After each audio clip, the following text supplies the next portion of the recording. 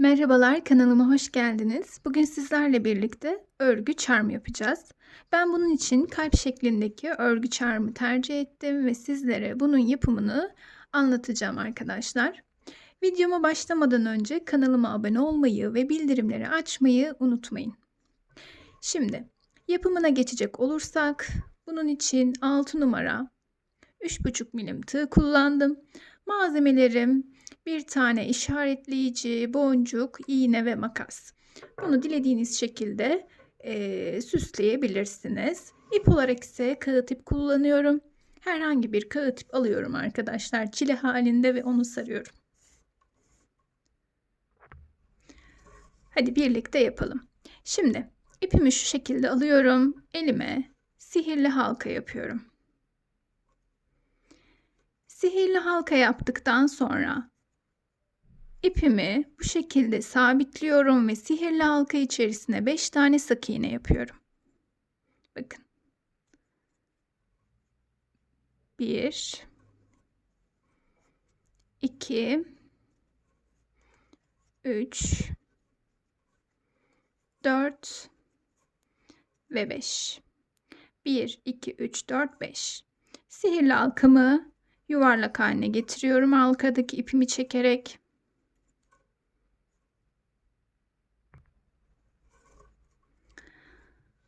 Yuvarlak haline getirdikten sonra ilk başlangıçtaki sık iğnemin tepe noktasından tığımı geçiriyorum ve buraya bir sık iğne yapıyorum. Bu bizim ilk ilmeğimiz. İşaretleyicimi takıyorum. 5 tane sık iğne olan kısma şimdi her birine çift bataraktan 10 taneye çıkaracağız. İlkini battık. İkinciyi batıyorum. Aynı yere battım. Yanındaki ilmeğin tepesine geldim. Buraya bir sık iğne. Aynı yere bir tane daha. Diğerine geçtim. Kırıldı. Nazar çıktı. Pardon. Evet. Diğer işaretleyicimi taktım. Yanındaki ilmeğe geçiyorum. Ve son ilmeğime geldiğimde buraya da 2 tane sık iğne yapıp ilk başlangıç yerime geldim arkadaşlar. Başlangıç yerimde şimdi bir tek bir çift yapacağız. Şu an 10 tane ilmeğimiz var. İlkine bir sık iğne yapıyorum. İşaretleyicimi taktım. Yanındaki ilmeğin tepesine geldim ve buraya 2 tane sık iğne yapıyorum. Yanındakine geçtim. Bir sık iğne. Yanındakine geldim. 2 tane aynı yere sık iğne yaptık. Yani bir tek, bir çift, bir tek, bir çift olarak bu sırayı tamamlayalım. Sıra sonumuzda 15 tane sık iğnemiz olacak. Evet, sıra sonuna geldim. Tekle başlamıştık ve çift ile bitirdik. Şimdi 3. sıramızı bu şekilde tamamladıktan sonra 4 ve 5. sıramızı hiçbir arttırma yapmadan aynı ilmek tepelerine batarak öreceğiz. 2 sıra 15 tane ilmeğimizi koruyacağız arkadaşlar. Şimdi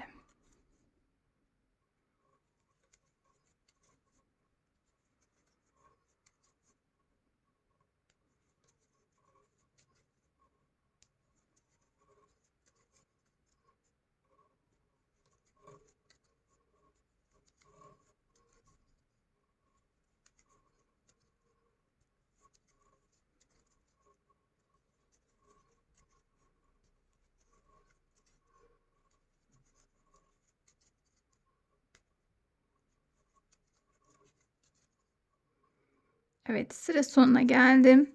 4. sıramı tamamladım. Hiçbir eksiltme, arttırma yapmadan.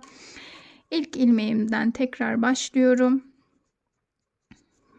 Ve bu sırayı da aynı şekilde 15 tane ilmeğimizi koruyarak tamamlayalım. Evet arkadaşlar, ben 5. sıramı da tamamladım ve burada ipimi şu şekilde biraz kopardım. Kopardıktan sonra iğne yardımı ile siz dilerseniz tığınızla da yapabilirsiniz. Şimdi bakın, burası bizim ilk ilmeğimizdi. İlmeklerin eşit olması için arkadaşlar bakın, bu birinciyi atlıyoruz. İkinciden şöyle tığımı, iğnemi geçiriyorum. Pardon.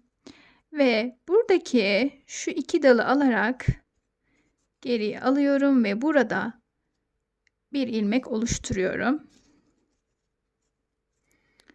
Sonra iç kısma sabitliyorum.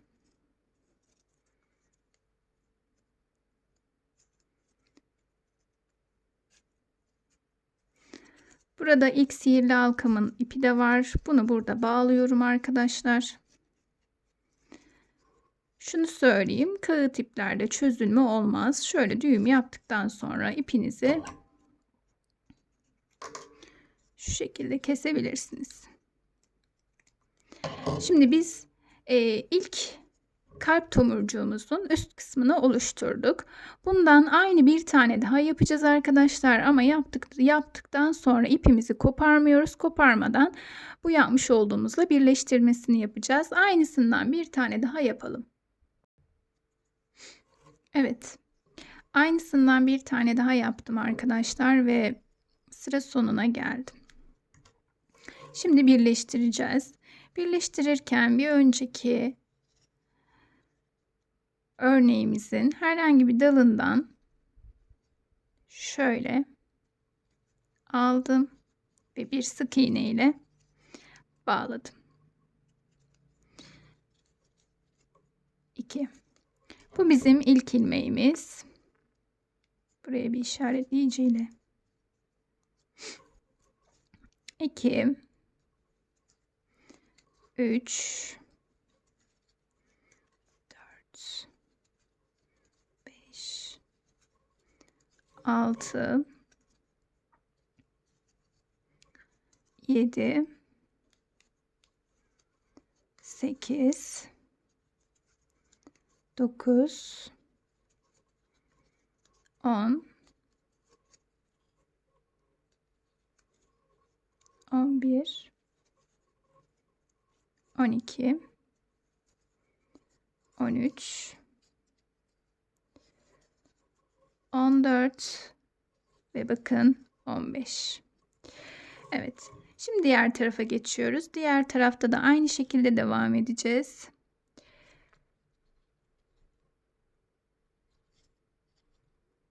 Şöyle göstereyim.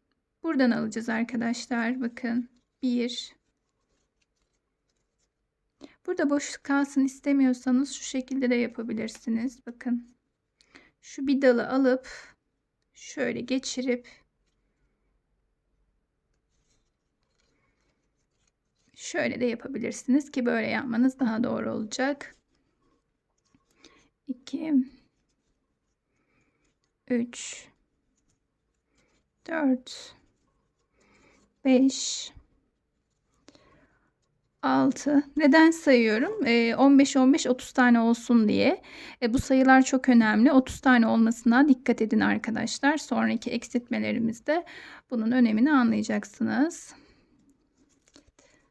8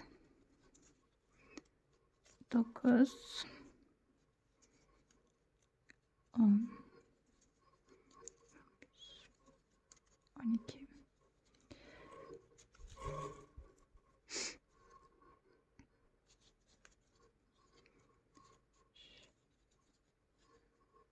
14 ve buraya da batıyorum 15. Şu şekilde arkadaşlar birleştirmemi yaptım. Yine de sayalım. Birinci ilmeğimizden 1 2 3 4 5 6 7 8 9 10 11 12 13 14 15 16 17 18 19 20 21 22 23 24 25 26 27 28 29 30. Evet arkadaşlar, 30 tane yaptım. Şimdi bu sıramızda ise eksilterek başlıyoruz. Bizim bu sıramız arkadaşlar, şimdi kaçıncı sıraya geçmiş olduk? 8. sıramıza geçmiş olduk saydığımızda 1, 2, 3, 4, 5, 6 pardon 7. sıramıza geçmiş olduk. İkisini birleştirdikten sonra elimizde 30 tane oldu ve şimdi yine aynı şekilde 30 tane daha, yani arttırma, eksiltme yapmadan bir sıra daha örüyoruz. 2. Şurada işaretleyicimi koyuyorum gene.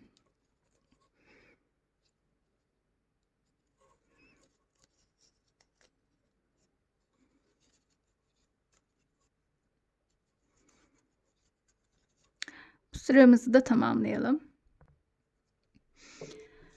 Evet arkadaşlar, 7. sıramı da tamamladım. Birleştirme yaptıktan sonra tekrardan bir üstüne arttırma, eksiltme yapmadan bir sıra daha sık iğne yaptık. Şimdi eksiltme bölümüne geçiyoruz. Eksiltmede de 8. sıradayız arkadaşlar. 8. sırada ilk eksiltmemizi yapıyoruz.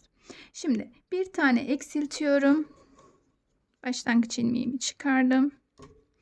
Eksiltmelerimi nasıl yapıyorum arkadaşlar? Bakın, buradan batmıyorum. Şu bana bakan ilmek dalını alıyorum. Bir tane aldım. İlmeğimi geçirdim. Beklettim. Yanındakine geçiyorum. Yine benden tarafa bakan dalını alıyorum. İlmeğimi aldım ve hepsini bir tek seferde çıkardım.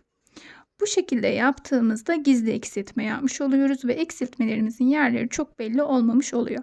Şimdi birinci eksiltmemi yaptım ve bu da benim ilk ilmeğim. Sonrasında 8 tane sık iğne yapıyorum. 1 2 3 4 5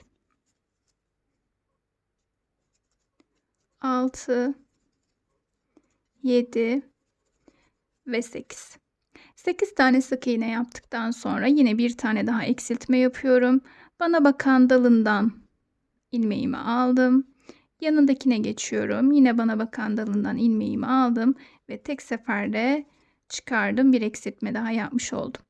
Yine yanındakine geçiyorum ve 8 tane daha sırasıyla sık iğne yapıyorum. 2 3 4 5 6 7 ve 8. Şimdi bir eksiltme daha yapıyorum. Bana bakan dalından ve tek seferde çıkarıyorum.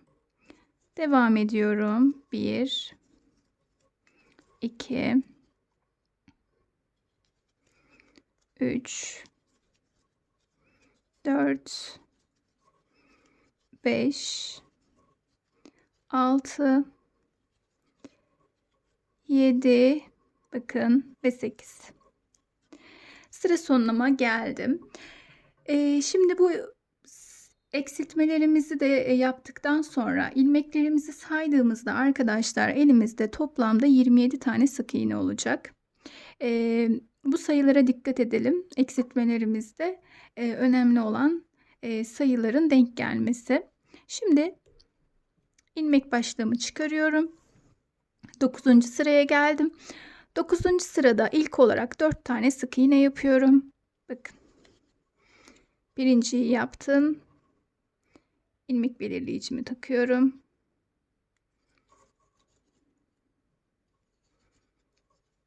İki, 3 ve 4. Sonrasında ilk eksiltmemi yapıyorum.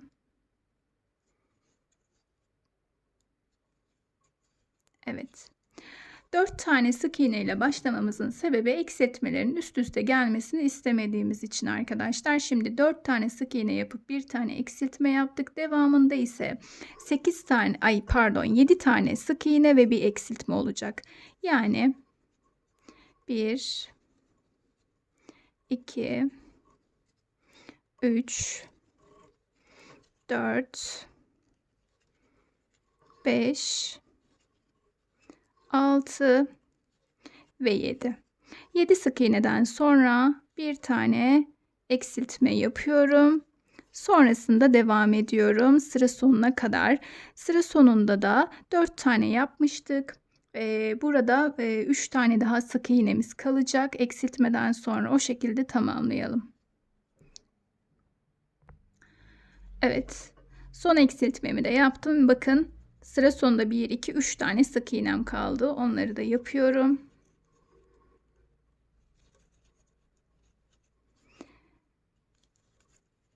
Bu sıramızı da tamamladıktan sonra arkadaşlar elimizde toplamda 24 tane sık iğne olacak. Sayarsanız bunu göreceksiniz. Şimdi işaretleyicimi çıkardım ve bu sefer 10. sıraya geçiyoruz. 10. sırada ise ilk olarak eksiltme ile başlıyorum. Bir tane eksiltiyorum ve devamında 8 tane sık iğne yapıyorum. Bir eksiltiyorum, pardon 8 dedim yanlış oldu, 6 tane. Bir eksiltiyorum ve devamında 6 tane sık iğne yapıyorum. Bakın ilk eksiltmemi yapıyorum.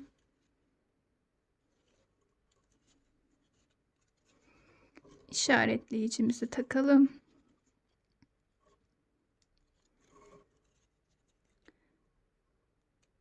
Devamında 6 tane sık iğne. Bu sıramızı bu şekilde tamamlayalım. Yani bir eksilt 6 sık iğne, bir eksilt 6 sık iğne olarak bu sırayı tamamlıyoruz. Evet, sıramı tamamladım arkadaşlar. Sıramı tamamladığımda elimde 21 tane sık iğnem oldu. Şimdi yine işaretleyicimi çıkarıyorum ve burada 11. sıramıza geçtik. 3 tane sık iğne yapıp bir eksilteceğim. Bakın. 1, işaretleyicimi takıyorum. Pardon. 1, 2, 3 sık iğne yaptım. Bir eksiltme yapıyorum. Devamında ise arkadaşlar 5 tane sık iğne bir eksilt. Yani bu sıramızda da başta 3 tane sık iğne bir eksilt, sonra 5 tane sık iğne 3 eksilt olarak devam edeceğiz. Evet, sıra sonuma geldim. 5 tek bir eksilt yaparak sıra sonunda ise 2 tane sık iğnem kaldı. Onları da yapıyorum. Ve bu sırayı da tamamlamış olduk. Bu sırayı tamamladığımızda elimizde 18 tane sık iğnemiz olacak arkadaşlar. Şimdi ise 12. sıramıza geçiyoruz. Bir tane eksiltiyoruz. 4 tane sık iğne yapıyoruz. İlk eksilterek başlıyorum.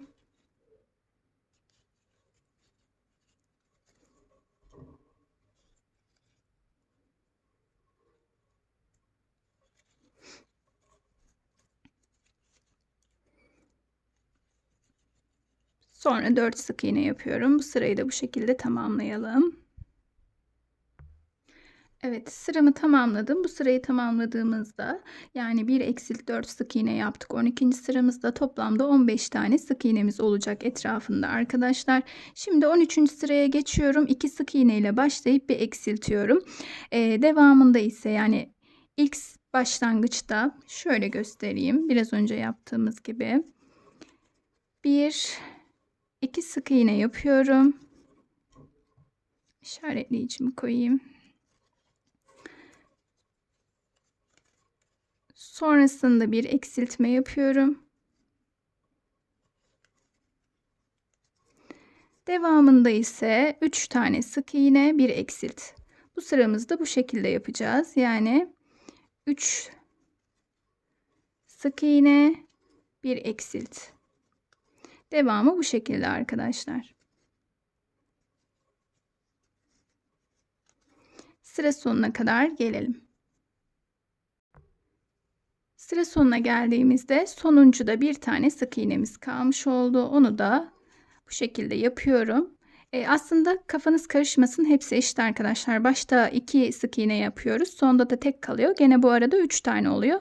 Yani 3 tane sık iğne, bir tane eksiltme olarak bu sıramızda tamamlamış olduk. Toplamda 12 tane elimizde sık iğne oldu. Şimdi ise 2 tane sık iğne, bir eksiltme yapacağız. İlk olarak 2 sık iğne ile başlıyorum. 1 2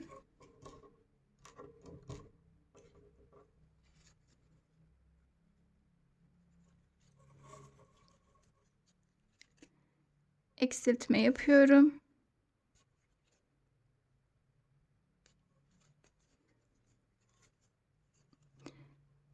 2 sık iğne, 1 eksiltme.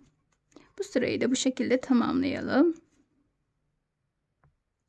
Sıra sonuna geldim arkadaşlar. 2 sık iğne yapıp bir eksiltme yaptığımızda burada 9 tane sık iğnemiz oluştu. Artık son sırayı yapıyoruz. Son sırada ise bir tane eksiltme. Yani ilk olarak eksiltme ile başlıyorum.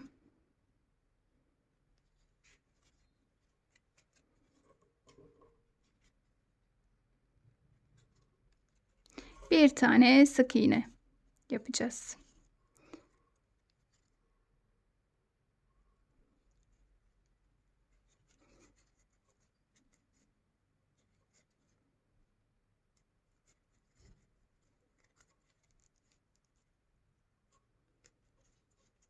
Son sırada biraz zorlanabilirsiniz. Hatta bir son sıra daha yapmak isterseniz yapabilirsiniz ama ben gerek duymadığım için yapmayacağım. Şimdi şurada da hatta şunu boş bırakıp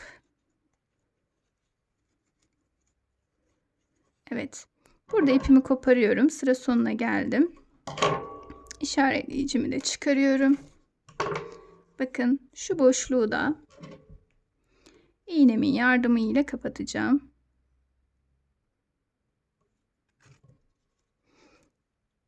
Şöyle.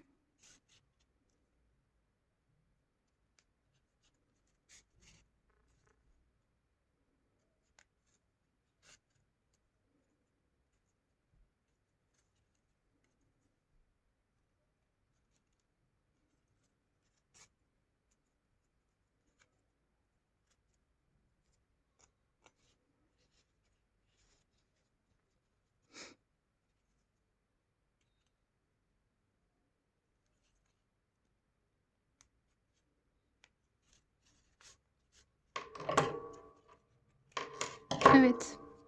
Kalbimiz bu şekilde tamamlandı arkadaşlar. Bunun içine daha kabarık durmasını isterseniz boncuk elyafta doldurabilirsiniz. Şöyle yarım aşamalarda, yapım aşamalarında. En son şu uç kısmı göstereceğim sizlere. Şuradan bakın. Şuradan tığımı geçiriyorum. Şöyle. İpimi aldım.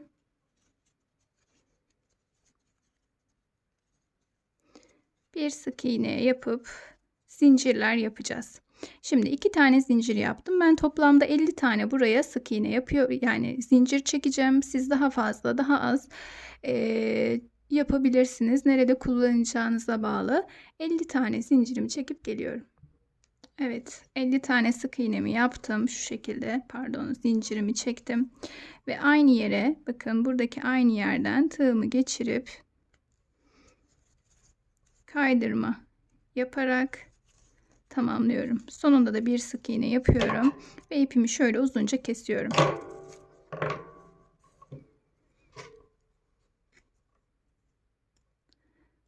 Aynı şekilde kalan iplerimi ilmek aralarından geçirerek saklıyorum arkadaşlar.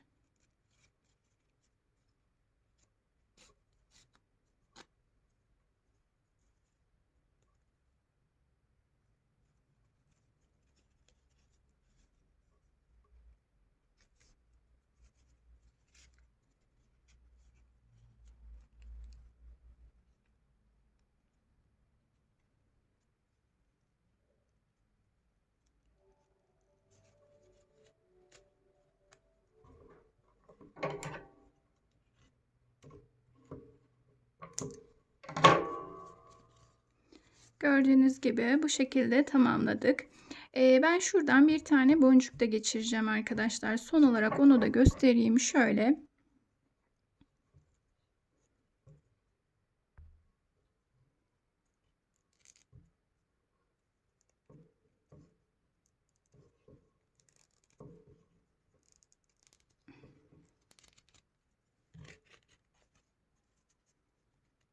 kadar sağlam ki.